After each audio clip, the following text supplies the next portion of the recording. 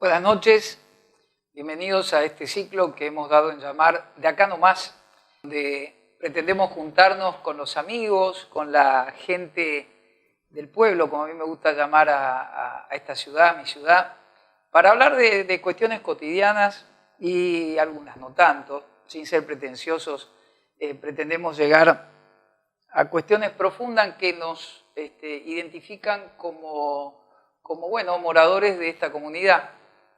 Hoy tengo el placer de compartir estos momentos con un querido amigo, Germán Arriazu. Además de ser músico, es una persona que consulto muy frecuentemente para hablar de la cultura en general. Te voy a presentar a Harry con mucho cariño. Para mí es Harry, o sea que toda la noche me voy a referir a él como Harry, es como lo llamo yo cariñosamente. A Germán lo conocí hace mucho, él viene de una familia de músicos, yo lo conocí a él, al hermano, soy muy amigo de los hijos, gente que ama la música y que ama la cultura argentina y la cultura en general. Entonces, bueno, quiero hacer una pequeña introducción, Harry, para que veas por a dónde quiero ir. Tengo en la cabeza una imagen muy potente de un corto de Capusotto. Ayer estaba pensando en eso, que se llamaba, la vi yo en la tele una vez y me impactó mucho, se llamaba Tiempo Restante o Tiempo de Descuento, una cosa así. La cuestión es que hablaba sobre un secuestro en la época dura de la dictadura. Lo que me llamó la atención es que en el medio de esa situación tensa, violenta y demás, toda la escena transcurre en una piecita chiquita y víctima y victimario están escuchando una final de Racing Boca. Finalmente Racing pierde el campeonato, los dos eran de Racing y los dos gritaban los goles de Racing, el secuestrado y el secuestrador, y los dos lloraban cuando Racing pierde. Y finalmente la película termina cuando realmente el victimario lo mata al secuestrado. Y yo,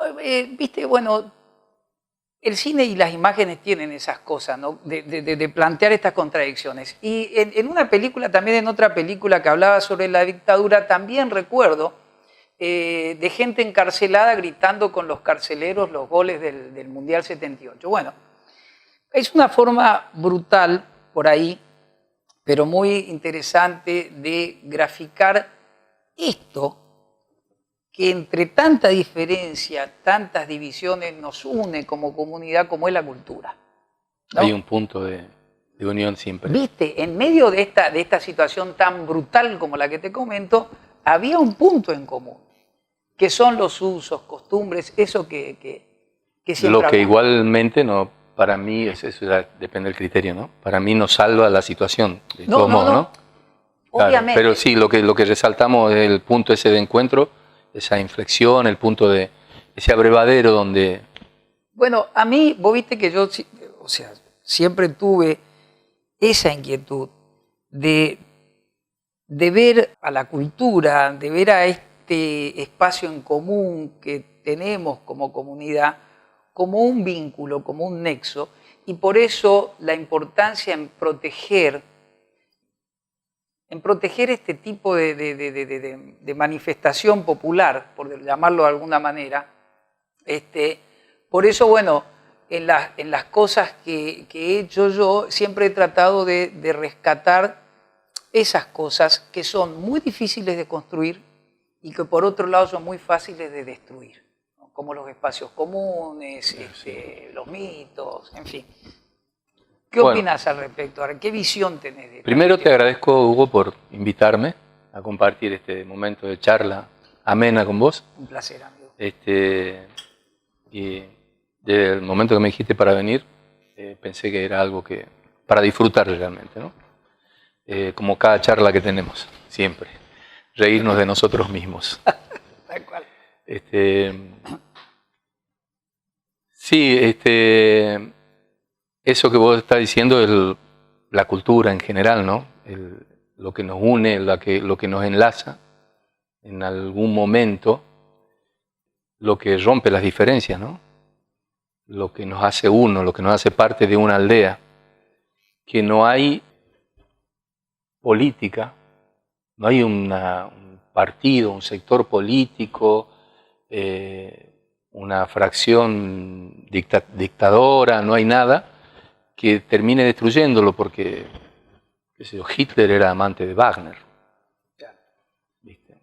De hecho, muchos se enojaban con la gente que gustaba de Wagner. Barenboim, por ejemplo, fue muy cuestionado por ser un judío que dirigía Wagner, ¿no? Y, digamos, la música de Wagner es perfecta, es hermosa. Y el hecho de que Hitler le haya gustado Wagner no significa que Wagner sea malo, ¿no? Claro. Y sí, yo creo que eso es lo que hace, o por lo menos es una de las cosas, es la vértebra principal de la cultura, lo que hace que la cultura todavía se resista a todos los ataques que tiene de todos los sectores políticos en alguna forma. Vos sabés que... Porque creo que la política, por ahí, en esa lucha que hay entre las distintas miradas políticas, por ahí, si aquel canta tal cosa es de tal fracción, ¿no? ¿Cuál? O el pintor, qué sé yo, Cándido Portinari era excelente, Frida Kahlo, no sé, más allá de que hayan sido trotskistas o no, ¿viste?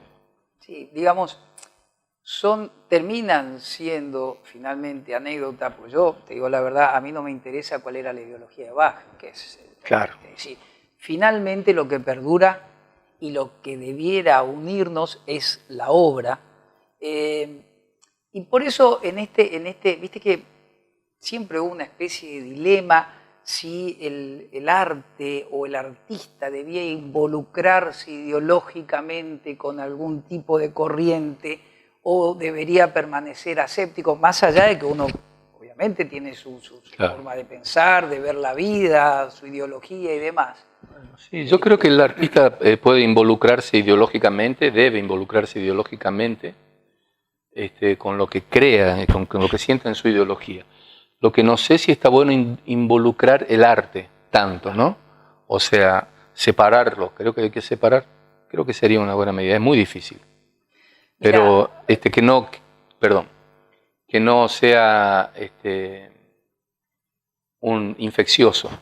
O sea, claro, vos sabés que no se destruya el arte por una ideología. Bueno, yo te hago este comentario porque me ha tocado estar en lugares donde, en este caso, se tocaba música y obviamente era un lugar que convocaba a gente de la más diversa extracción, de la que fuera, social, ideológica, lo que fuera, y me chocaba un poco, a pesar de ser del palo de la gente, por decirlo de alguna manera, de la gente que presentaba el evento, me chocaba un poco y me daba, me sentía incómodo por la gente que no era del mismo pensamiento, que se baje una línea ideológica en ese lugar. Claro. ¿Viste? Bueno, entonces, y siempre fue una discusión. A mí me parece que el arte debiera ser, sobre todo el arte local, un sitio de encuentro, ¿viste? Como es el río, por ejemplo. Claro. Acá, este es un pueblo, yo siempre digo que este es un pueblo de pescadores. Ahora no tanto, pero antes era más aún, ¿viste? Así es. Y la gente se encontraba en esa charla. Por eso dije abrevadero, ¿no? Porque los abrevaderos naturales, cuando hay sequía, parece que es un lugar de tregua, ¿viste? Sí, donde van las distintas bestias a beber ahí. Y bueno, acá, ¿viste? Capaz que el lobo no se come a la oveja porque... Ahora, te pregunto esto, Harry. Siendo la nuestra una comunidad relativamente joven, que tiene un poco más de 150 años, o un poco menos de 150 años, perdón, ¿vos ves que hemos logrado desarrollar una forma particular de expresarnos, no solamente musicalmente, sino... Sí, sin duda, especialmente en lo musical, que puedo hablar bueno, es lo que más o menos hago, ¿no? Es mi actividad, la música. Yo vine a Formosa, vine muchas veces, vine desde chico, venía a Formosa siempre, viajamos en tren por Salta a Formosa, o sea, conozco todas las formas de llegar a Formosa, hasta que terminé quedándome a fines del 79, noviembre del 79 me quedé. Lo primero que observé, Huguito, es que éramos diferentes. Ah, mira. La forma de hablar, sí. La forma de pensar, la forma de discutir, la forma de cantar. Para mí era un aprendizaje nuevo. Bueno, para el que esté mirando, le comento, vengo de Tucumán, una provincia donde tiene otras influencias, otras extracciones culturales, transculturaciones diferentes. Para mí era música nueva, venir a este lugar y aprender. Aprender desde adentro la música del litoral, ¿no? Tenemos que reconocer que ha ido cambiando también Formosa con los años. Había una influencia muy importante que venía del Paraguay. Me acuerdo del año 74, que era un adolescente y vine así, estuve unos meses por acá y en algunos lugares una burla así como amigable dentro de todo. Me decía, ¿cómo no vas a hablar guaraní? Claro. ¿Me entendés?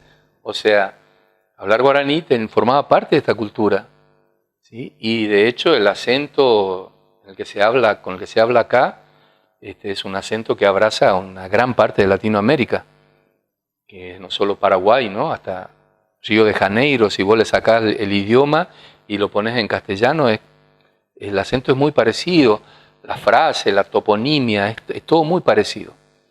La cultura guaranítica es inmensa.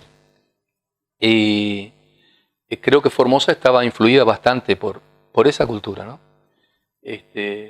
Sería una lástima que desaparezca del todo, ¿no? Para mí, mi mirar. Hoy en día vemos otros movimientos, ya ha avanzado el Chaco salteño para acá y lo que antes decían mitaí ahora es en chango. Yo decía chango acá y me decían, ¿de dónde sos? De otro planeta vos, ¿viste? ¿Me entendés?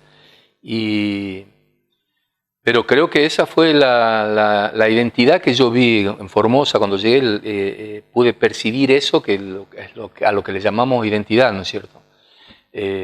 Con una influencia guaranítica desde casi los tres costados importantes, el norte y acá el este paraguayo, al sur Resistencia, Corriente con el chamamé de otra manera, ese chamamé, esa música litoraleña. Y un poco la música, la cultura en general, no solo la música, ¿no?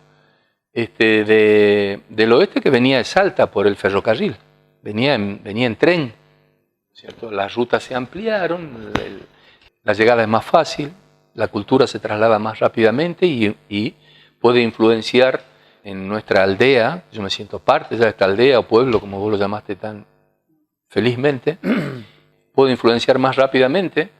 Ahora en las peñas todo el mundo zapatea y sacan un pañuelo y bailan una samba. No es solamente de ahora, ¿no? La samba, el folclore norteño de este país se bailó siempre en Formosa, ¿no? Pero digamos que ahora hay como se masificó más. Vos sabés que cuando recién, yo estaba terminando la facultad ya por fines de los 80, y fui a trabajar a Lomitas, estuve 3 meses en Lomitas, y me llamó mucho la atención, pues yo, aunque te parezca mentira, siempre había ido de pasada por los pueblos, acompañando en sus excursiones de casa a papá, siempre íbamos de pasadita, pero bueno, tuve la posibilidad de quedarme. En ese entonces la ruta el pavimento llegaba hasta Palo Santo, creo. A partir de ahí no había pavimento, o sea, Lomita, a pesar de ser el centro de la provincia, de alguna forma era el extremo a ver, ¿cómo lo puedo decir? De lo que se podía, de lo más urbanizado, por llamarlo de alguna manera. Y me llamó mucho la atención, me invitaron, yo ya era médico, recién recibido, me invitaban a la fiesta, a la familia y demás, y se amenizaba con guitarra, con grupos, y se bailaba, como vi sí en Salta, muy arraigado, se bailaba la samba, se bailaba la chacarera, y a mí me llamó mucho la atención porque, digamos, no es que era algo preparado ni con coreografía armada, te quiero decir, era una cosa espontánea. Claro, sí. Una manifestación espontánea de la gente. Como acá se bailaba el chamamé, la polca y todo eso. Exacto. Bueno, yo no conocía. Lo que me impactó fue esa cultura diferente que yo no conocía, aunque te parezca mentira, de grande, de la forma de hablar, en la misma provincia, te quiero decir, de la forma de hablar, de la forma de manifestarse culturalmente. Y durante un tiempo bastante largo, durante mucho tiempo, eso estaba como desconectado, ¿no? El oeste formoseño del este. Era como que hasta Estanislao del Campo eran chaqueños, decían. Claro. Estos son chaqueños, decían, porque habían nacido en campo. Ya en Ibarreta ya tenían más influencia paraguaya, y bueno, el campo para allá, San Martín II, que eran lugares impenetrables. Ahora hay rutas, ¿no es cierto? Bueno, todo eso ha ampliado el panorama cultural. Bueno, hoy en día ya casi se han perdido esas danzas espontáneas, como así. También yo la viví, creo que allá por el 86, hice un viaje hasta Juárez, no me acuerdo cómo terminamos llegando, y de ahí empecé a hacer dedo y llegué hasta Mosconi, porque quería estar en esos lugares, quería conocer, y estaba el petróleo en su auge. Y estuve en una fiesta ahí en Mosconi, donde sí, como vos decís. Así familiar. Sí, había una fiesta bastante grande, sí. Y había un grupo de Morillo, de Salta, y tocaban folclore, y tocaban en un momento, cambiaba el acordeonista, dejaba el acordeón y tocaba un piano, un teclado, y hacían cumbia, y la gente bailaba. Y en momentos por ahí decía, bueno, ¿ahora qué quieren escuchar? Y decían, gato, chacarera. Bueno, ¿entendés? Y yo decía, piden gato y chacarera, y no había coreografía de gatos o de chacarera, sino se ve que, o sea, yo observaba, esto era un observador nada más, era como que lo que sentían dentro a dónde los llevaba la danza esa, ¿no? La chacarera tiene una coreografía distinta, tiene un formato distinto, una métrica distinta, 3 estrofas, con intermedios instrumentales, un estribillo de 6, 8 compases, etc. El gato tiene otro formato, el escondido también. Y la gente pedía escondido, gato, qué sé yo. Y lo bailaban distinto, pero era improvisado, ¿viste? Bueno, viste, es esa cuestión de la transmisión oral de la cultura argentina, en algún momento hay un quiebre, ¿viste? No en tu familia, que ustedes han sabido conservar verticalmente ese amor por lo nuestro, ¿viste? Vos, tu hermano, tu hijo, tu viejo. Pero yo veo que en algún momento eso, que fue un boom en los 70, en los 60 y pico, en algún momento y por alguna cuestión se fue perdiendo. Y cuesta mucho rescatarlo. Sí. Cuesta mucho volver a recrear ese ambiente que había en esa época. Y a mí me llamó eso la atención, que la gente de ahí sabía bailar la samba, bailar la chacarera y demás. Y vos fijate que estamos hablando, Harry, de la cultura, digamos, postcolombina. Y te hago esta anotación porque hace poco empecé a leer una obra maravillosa, que te la recomiendo, del doctor Marcos Molares, que habla sobre la historia de Formosa y arranca en toda la época precolombina de esta zona. ¿Viste? Del Chaco Austral, del Meridional y del Chaco Boreal. Y es muy interesante saber y darse cuenta que la historia no comienza cuando, digamos, se coloniza, por llamarlo de una manera odiosa, a estas tierras. Digamos. Acá había un movimiento cultural indígena muy importante.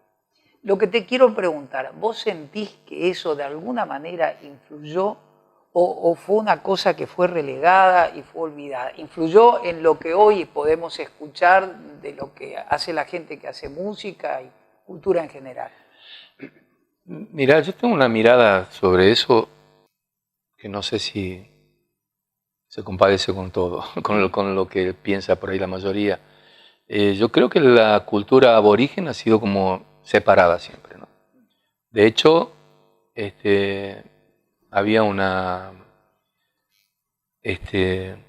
forma de catalogarla, por decir, que era folclore, música del litoral, música regional. El folclore era otra cosa, música regional, como el chamamé no estaba comprendido en el folclore, las polcas, y música étnica.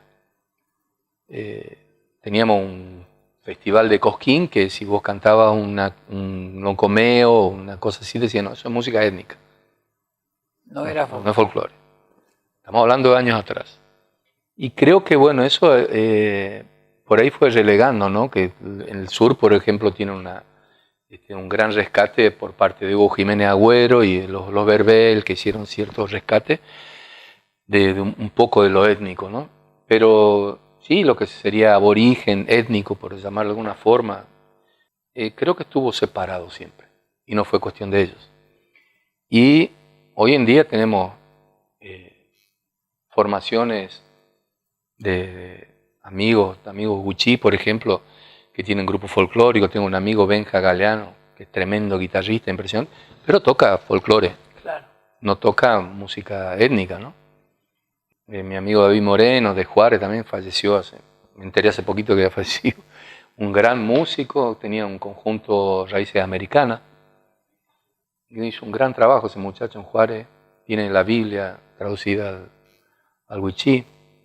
Mira. Cantaba una canción de Peteco, que Peteco cantaba la mitad en quechua. Ellos cantaban también así como Peteco, con los Carabajal lo hacían, ¿no? Rumi Kami, algo así era. Y la primera parte en castellano y la segunda parte la hacían en Wichí. Estaba muy buena, la llevaron a Cosquín, ¿no? Era un grupo Wichí, Raíces Americanas. Pero bueno, ahí ves que como que ellos tuvieron que acomodarse, claro, de nuestro lado, por decirlo de una manera, también para que se lo escuche, ¿no? Se me ocurre pensar que todavía parte de la cultura está colonizada. Porque, por ejemplo, eso, que yo, fíjate vos, en mi ignorancia, yo pensaba que la música étnica, como vos decís que se llama, que me parece una barbaridad que no sea parte del folclore, que era todo rítmico. Y después me encontré con gente cantando unas melodías que son impresionantes, digamos. Entonces, bueno, esa es otra cuestión y me parece que si algún rol debiera tener el Estado en general, sería la de rescatar este tipo de cosas que es nuestra, ¿no? Sí, es una responsabilidad de todos, me parece. Sí, tenés razón, es una responsabilidad de todos. Y incluso en lo rítmico, ¿no? Que sí tiene una parte rítmica muy fuerte, que no así tanto nuestra cultura poscolombina, que viene en gran parte de Europa, ¿no es cierto? Sabemos que la samba, que es el patrimonio nacional, que es la danza nacional por excelencia, es una transculturación también de la samba cueca, que es una danza misturada, una mezcla de la marinera peruana con la música de los esclavos, libertos. Y bueno, la samba es un fonema africano, ¿no? Viene claro, que supuestamente era sama. Una influencia ahí que vino de Perú, que es lo que... Viste que yo siempre te pregunto eso, digamos, cómo se emparenta rítmicamente toda la música latinoamericana, que vos siempre me contás eso, ¿viste? La cueca, cómo está emparentada con la samacueca, claro, con la samba y demás. Y en esta zona, ¿dónde vos ves esa particularidad que yo te digo sobre la música que se hace acá? Y te hablo de música que es tu tu métier, digamos, pero ¿dónde vos ves? En la forma de cantar, ¿por qué nosotros, por qué pensás que hacemos algo diferente a lo que hacen los correntinos cuando tocamos chamamé, por ejemplo? O no sé, ¿dónde vos ves que hay algo que nos distingue como provincia, ¿no? O como región? No digo como región, porque como región, como vos decís, tenemos mucha influencia de otro lado. Pero ¿qué te parece que a nuestro lugar lo distingue? Si hay algo que lo distingue o que todavía estamos formando, armando. No, yo creo que siempre, bueno, yo me prendo de lo último que dijiste, ¿no? Y voy para atrás. Me parece que siempre la cultura, la música, siempre se está armando, ¿viste? Es algo vivo. Lo que no podemos modificar y es un poco odioso a veces por el estudio y todo, es la música muerta, se le llama en las academias. Cuando tocamos Bach, Beethoven, esa música maravillosa, es música muerta. Por eso tiene ciertas exigencias, ciertos requisitos. No, acá Bach, esto lo escribió por tal cosa, entonces es un, ¿viste? Está cerrado. Un crescendo, sí, acá por algo está esto así, ¿no? Y, bueno, y hay una discusión entre los grandes maestros sobre ciertas cosas. En la samba, si bien es cierto que en nuestra música popular argentina, americana, ha entrado ya a los salones y ha entrado a las academias, el tango también, pero tiene como más, tienen permitidas más cosas, ¿no? Y siempre se está elaborando, se está autoabasteciendo. A ver, lo que yo notaba al principio, desde que llegué acá, era la diferencia entre lo que a mí me parecía que era el chamamé correntino, que era lo poco que escuchaba, lo que llegaba a mis oídos. Me parecía que era un acento más fuerte en el rasguido, muchos sonidos graves en la guitarra, y yo veía acá un chamamé formoseño que tenía como que lo estironeaban de los dos lados, ¿viste? Tenía unas melodías correntinas y un Neike Chamigo, y esto, y el paso, y un zapateo, y un inclinarse para bailar, y a la vez un sonido polqueadito, como que sonaba. No podemos negar, no podemos ignorar que este es un lugar, esta aldea se ha formado en principio, esta parte de Formosa, con gran venida de paraguayos, ¿sí? Una migración importante por política, por otras cosas. Muchos pasaron de largo, otros se fueron a Corrientes. El chamamé correntino tuvo mucha influencia de Herminio Jiménez, por ejemplo. Herminio Jiménez fue el fundador de la orquesta de cámara, creo, de Corrientes. Sí. Y compuso, Oscar Cardoso Campo compuso el chamamé con Ernesto Montiel. Es una música, a ver, si bien es cierto que dicen que el chamamé es ancestral y tiene miles de años, qué sé yo, pero el chamamé, tal y cual lo conocemos, digamos desde hace unos años atrás,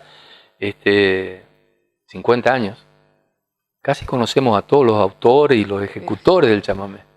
Algunos vivos, incluso Tilo Escobar es parte de la historia. ¿Sí? Viste que inclusive la temática que trata fue variando, porque esto del chamamé urbano, la temática urbana del chamamé, obviamente, sí. No es vieja, es relativamente nuevo, digamos. Porque antes, viste, la temática era campera, bien costumbrista y demás, y después fue variando para tratar inclusive cuestiones sociales y demás, y temática como... Hay una canción que para mí no deja de ser un chamamé, una canción litoraleña, para mí es un chamamé. ¿Dónde está el cariño, dice? ¿Dónde está el cariño, Monchito Cue? ¿Sí? Bueno, es una cosa urbana, ¿y qué? ¿Por qué Monchito Cue? ¿Me entendés? Eso es guaranítico. Caneó Memé, una parte creo que dice cansancio de viejo, y una persona acá de Formosa creo que te había sugerido ponerle Caneó Memé. Me encanta eso. Lilo Domínguez. Lilo Domínguez. Bueno, eso me encanta. Para mí eso es una figuración de la parte de la cultura urbana y de la influencia que ha ido ejerciendo la música la música y la cultura, el acento para hablar. Vos sabés que, bueno, te agradezco la referencia, Harry. A mí, yo cuando obviamente me fui a escuchar a Corrientes, nosotros vivíamos escuchando chamamé, y cuando empezamos a escuchar, por lo menos diferente a lo que uno venía escuchando de los grandes maestros, Pocho. los grandes maestros, Pocho, Antonito, Antonio, claro. Para mí fue un hallazgo en esa época. Sí. Y bueno, me parece que esa gente influyó para bien en mucha gente. Totalmente. ¿Viste? Pero nunca dejaron, a eso quería ir también, Ari, nunca dejaron de abrevar de los viejos maestros. Claro. Porque lo que yo digo, hablando de los clásicos, siempre me pregunté por qué los clásicos perduran generaciones y tiempo. Y yo siempre digo que es porque logran enhebrarnos a todos, logran encontrar la cuestión común, y volvemos al principio de nuestra conversación, de todos. Fíjate, yo tengo una experiencia que era maravillosa. Yo fui docente de la universidad acá, y como tenía tantas horas cátedra, en un momento yo le hacía escuchar música a los alumnos, lo que yo tenía, lo poquito que yo tenía. Y bueno, los gustos variaban, qué sé yo, les ponía Serrat, a algunos les gustaba, a otros no, les ponía el Cuchi, a algunos les gustaba, a otros no, pero Bach les gustaba a todos. Ah, mira. Qué bueno. Era una cosa impresionante, ¿no? Y yo decía, el poder de esta gente que es inmortal. Totalmente. Del clásico, ¿no? Entonces, bueno, por eso yo siempre quise y me pareció que era bueno usar a la cultura para encontrar el lugar común que por fin nos haga una comunidad en todo el sentido de la cultura no existe sin la comunidad. Creo que la comunidad se pierde si no tiene, o sea, lo que nos une es la cultura también. Escúchame, ¿y sabés lo que nos está faltando acá la viola? Y ¿Cómo es raro? yo erré, la verdad, porque tengo la guitarra ahí al lado de la puerta y no sé qué hacer con las manos cuando no tengo. Bueno, yo lo que quiero es que otro día nos juntemos, Harry, con guitarra, para hablar, ¿sabés de qué tema me interesaría hablar? Pero ejemplificándolo de los diferentes ritmos de la región, que vos conocés tan bien, ¿viste? Y cómo se emparenta, una... La mirada que yo tengo de eso, digamos. La mirada que vos tenés de eso, obviamente, que es lo que a mí me interesa. Sí, yo soy un alumno de un montón de gente, de tus canciones, del Gordo Piri, de mis amigos de Corrientes, de Mercedes, de su forma de tocar el chamamé, de sus opiniones sobre este es el verdadero chamamé. Ah, mira que... Y de otro pueblo más allá, 20 kilómetros, dice, no, así se toca el chamamé.